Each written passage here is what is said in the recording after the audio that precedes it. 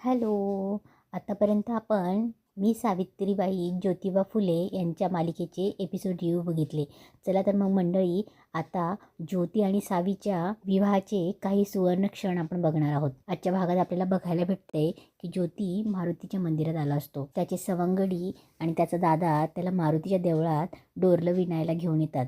मारुतीजवळ ज्योती बसतो आणि बोलतो की आज पावत आपण दोघं ब्रह्मचारी होतो, पण आता माझं लगीन होतं आहे. तेव्हा ज्योती तिथे मारुतीसमोर बसून सावीसाठी डोरलं विणत डोरलंची माळ बनवतो. माळ बनवून झाल्यावर ज्योतीचे मित्र ज्योतीकडून काही उखाणे रटून घेतात. तेवढ्यात ज्योतीचा दादा त्याच्याकडे लिंबू आणि कट्यार देतो. तेव्हा ज्योतीची सवंगडी म्हणतात की ज्योती आता म्हण, एक वेळ बायकोला विसरीन पण ही कट्यार विसरणार नाही. तेव्हा ज्योती बोलतो, बायकोला काय विसरीन? तेव्हा त्याचे सवंगडी बोलतात, अरे बोल र, अशी म्हणायची पद्धत असते. तेव्हा ज्योती बोलतो की एक वेळ बायकोला विसरेन पण ही कट्यार विसरणार नाही. आता सावीच्या घरी देवं घ्यायची रसम असते. देवं घेऊन येतात तेव्हा लक्ष्मी आणि पाटील आपल्या देव्हारात देवं ठेवून ती पूजा करून घेतात. इकडे नवरदेवही येतो घोड्यावर बसून. तेव्हा लक्ष्मी आणि सगळ्या बायका ज्योतीच्या स्वागतासाठी तयार असतात. लक्ष्मी ज्योतीचे पाय धुते आणि ज्योतीचं स्वागत करून त्याला टिळा लावते. बाकी बायका लग्नाची गाणी बोलत असतात. इकडे सावी तिच्या मैत्रिणींसोबत बसलेली असते.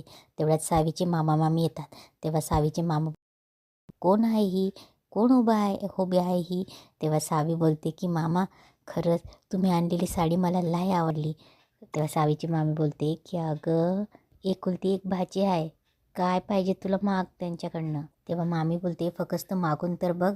तेव्हा सावीचे मामा बोलतात की आलोच मी, आता भटजी बोलवतील तेव्हा तुला मांडवात न्यायला येतो. आता नवरदेव मांडवात येतो तेव्हा भटजी अंतरपाठ धरतात आणि बोलतात की मुलीच्या मामाने मुलीला मांडवात घेऊन या. तेव्हा सावीचे मामा सावीला उचलून मंडपात आणतात. पाटील यांना बघून डोळ्यात पाणी येतं. अशा प्रकारे सावी आणि ज्योतीचं लग्न होतं. मोठ्या आनंदात सावी आणि ज्योतीचा लग्न सोहळा पार पडतो. इकडे रमा तिच्याच तिथे बसून रूममध्ये सावीला आशीर्वाद देत असते की देवा, माझ्या सावीच्या आयुष्यात सगळं काही चांगलं होऊ दे. माझ्या वाटेला तो जो अंधार आला आहे तो कधीच तिच्या वाटेला येऊ नको देऊ. इकडे भामा आत्याही लग्नाला नसते. तीही देवघरात बसून प्रार्थना करत असते की आई अंबाबाई, लई कृपा झाली तुझी, माझं लेकरू माझी सावी लई चांगल्या घरात गेली. कंकण बांधण्याचं पण विधी होतो. इकडे सगुनाही देवाकडे प्रार्थना करते, उद्या पोर घरी येईल आणि आमच्या फुलांचं घर लखलखून जाईल असं तेज आहे या पोरीमध्ये. सगळं सुरळीत होऊ दे, कधी एकदा त्या दोघांना बघीन असं झालंय व्हय. सगळं काही सुरळीत होऊ दे आणि तुझा आशीर्वाद राहू दे. कन्यादानाचाही विधी होतो. तेव्हा ब्राह्मण बोलतात, गळ्यामध्ये मुहूर्तमणी बांधायचं आहे. तेव्हा ज्योती सावीच्या गळ्यात मंगळसूत्र बांधतो. जोडवे घालण्याचीही रसम होते आणि कान पिळण्याचीही रसम होते. सप्तपदीचीही रसम होते. ज्योतीच्या काकूला तसा राग येत असतो. तेव्हा ब्राह्मण बोलतात की अशा रीतीने हे लग्न संपन्न झालं. लग्न झाल्यावर रुखवत खेळायचा प्रोग्राम सुरू होतो. पारू सगळ्यांना बोलून आवाज येते आणि सगळ्या बायका रुखवतावर उखाणे बोलत असतात. आता गोविंदराव सगळ्यांना बोलतात की चला आवरा लवकर, लई लांब जायचंय. तेव्हा नवरी नवरदेवाला जेवायला बसवतात. तेव्हा पारू बोलते, तात्यासाहेब माझ्याकडे बघता काय, घास भरवा नवरीला. तेव्हा ज्योती रागाने पारूकडे बघतो. तेव्हा पारू बोलते की माझ्याकडे काय बघतायत, घास भरवा. तेव्हा ज्योतीची आई बोलते की सावित्री बाई, घास घ्यायचा असेल तर नाव घेऊ बाई. तेव्हा लक्ष्मी बोलते, ए सावी नाव घे की. तेव्हा सावी नाव घेते, कोल्हापूरचा चुडा सोलापूरचा विडा, कोल्हापूरचा चुडा सोलापूरचा विडा, नाशिकचं पान खायला छान, कोकणचा आंबा त्याच्या केल्या फोडी, कोकणचा आंबा त्याच्या केल्या फोडी, मला आई आबांची लई गोडी. तेव्हा सावी तिच्या आई आबांकडे बघते. ज्योतीही बघतो, त्यांच्या डोळ्यात पाणी असतं. तेव्हा सावी पुन्हा नाव घेते, समोर होती तुळशी तिच्यात लई गोडी, समोर होती तुळशीची बाग, समोरभोवती तुळशीची बाग, तिच्यात जवळ होती सीता, तिच्या जवळ होती कळशी, त्यात होतं नीरा नदीचं पाणी. ज्योतिरावांचं नाव घेते, समद्यांचा मान राखुनी. तेव्हा पारू बोलते, तात्यासाहेब बायकोचं नाव लय दणक्यात झालंय, आता आपलं बी वर चढ व्हायला पाहिजे बरं का, घ्या नाव. तेव्हा ज्योती बोलतो अगं वहिनी मला तसलं काही येत नाही. तेव्हा राजाराम बोलतो ज्योती अरे नाव घ्यायचं असतं, रीत असते तशी. तेव्हा ज्योती बोलतो परांना. तेव्हा राजाराम बोलतो अरे घे की. तेव्हा लक्ष्मी बोलते जावई बापू घ्या की नाव. तेव्हा पाटीलही बोलतात ओ जावई बापू हो घ्या की नाव. नाही म्हणजे आमच्या लेकीचं नाव कसं घेतायत ते आम्हालाही ऐकू द्या. तेव्हा ज्योती नाव घेतो. घंटा झाली शाळा भरली आवड मला पुस्तकाची. घंटा झाली शाळा भरली आवड मला पुस्तकाची. जोडीनं चालायला आणि गोडीनं वागायला भेट झाली सावित्रीची. तेव्हा पाटील बोलता अरे वा हे तर नाव झकास आहे की. तेव्हा पारू बोलते वा वा वा नवरदेव आता गोडेचा घास भरवा. म्हणजे कसं नवरी तुम्हालाही पहिला घास भरवेल की. तेव्हा ज्योती सावीला शिऱ्याचा घास भरवतो. तेव्हा लक्ष्मी सावीला बोलते की सावी आता तू पण भरव की. तेव्हा सावी ज्योतीला शिऱ्याचा घास भरवते. तेव्हा ज्योतीला ठसका लागतो. तेव्हा सगळेच चकित होतात की काय झालं म्हणून. तेव्हा लक्ष्मी पटकन बोलते पाणी दे. तेव्हा सावी पटकन पाणी देते. बोलते की घ्या की. तेव्हा ज्योती पाणी पितो. तेव्हा ज्योतीची काकू मुद्दामच बोलते अगं बाई पहिल्याच घासाला ठसका लागला की. भलतीच तिखट दिसते की ज्योतीची बायको. नाही म्हणजे पहिल्याच गोडाच्या घासाला ठसका लागलाय. म्हणजे काय खरं दिसत नाही आमच्या ज्योतीचं. पुढे कसं व्हायचं. तेव्हा ज्योती बोलतो नाही तसं काही नाही. मॅच घाईघाईनं घास खाल्ला म्हणून ठसका लागला. त्या सावीच्या आईवडिलांना पण आनंद होतो ज्योती बोलतो तेव्हा.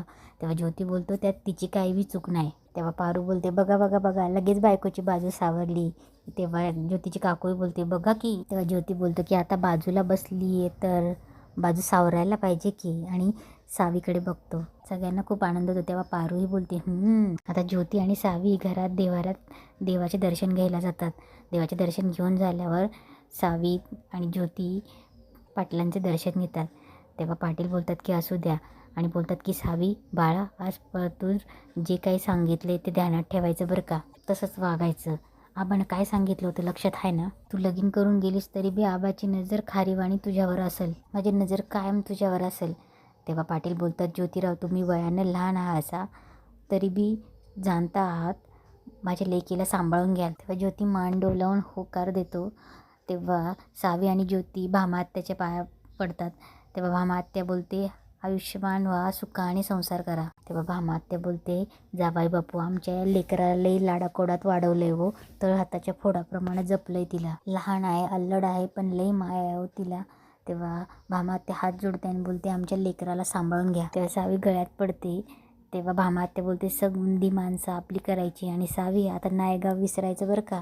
आता त्या घरातली समधी माणसं तुझी आहेत आणि सगळ्यांबरोबर प्रेमानं वागायचं. कधी कुणाचं मन दुखवायचं नाही. समध्यासनी सांभाळून घ्यायचं. तेव्हा भामात्या हात जोडून बोलते जावाई बापू माझ्या लेकराला सांभाळून घ्या. काही चुकलं माकलं तर लहान समजून सांभाळून घ्या. पण अंतर कधी देऊ नका माझ्या लेकराला. ज्योती भामात्याचे जोडलेले हात पकडतो. आता सावीचे आबा सावीला आणि ज्योतीला बाहेर घेऊन येतात. बाहेर लक्ष्मी असते. सावी आणि ज्योती लक्ष्मीला नमस्कार करतात. तेव्हा लक्ष्मी सुखीरा आशीर्वाद देते. सावी लक्ष्मीच्या गळ्यात पडून रडत असते. तेव्हा सावी आई म्हणून रडत असते. तेव्हा लक्ष्मी बोलते रडू नकोस. तेव्हा सावी येऊन तिच्या भावंडांना मिठी मारून रडते. तेव्हा सावी तिच्या मैत्रिणींनाही भेटून रडत असते. आता सावी आणि ज्योती आई वडिलांच्या पाया पडतात. ते दोघंही त्यांना आशीर्वाद देतात की सुखाने संसार करा म्हणून. तेव्हा लक्ष्मी बोलते विहीनबाई माझी सोन्यासारखी लेक तुमच्या पदरात घातली आहे. तिचा सांभाळ करा. लगीन झाले तरी मोठी नाही हो झाली. अल्लड आहे पण लई प्रेमळ आहे. माझ्या दारातलं पारिजात आता तुमच्या दारात आहे. जरा जरी धक्का लागला ना तरी कोलमडून पडणारा हा पारिजात लावणं खूप सोपं आहे पण राखणं खूप अवघड आहे हो. पण काय हरकत नाही.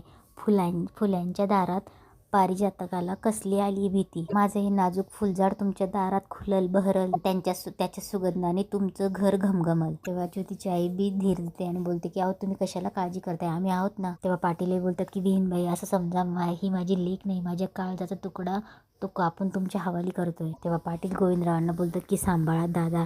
तेव्हा गोविंदराव बोलतात की मी जास्त काही बोलत नाही पण आता ही तुमची लेक या फुलांच्या घरची शोभा असेल हे बघा. तेव्हा ज्योतीची आई बोलते की एवढंच नाही तिला तिच्या माहेरची कधीच उणीव भासणार नाही बघा. आणि इथेच आजचा एपिसोड संपतो.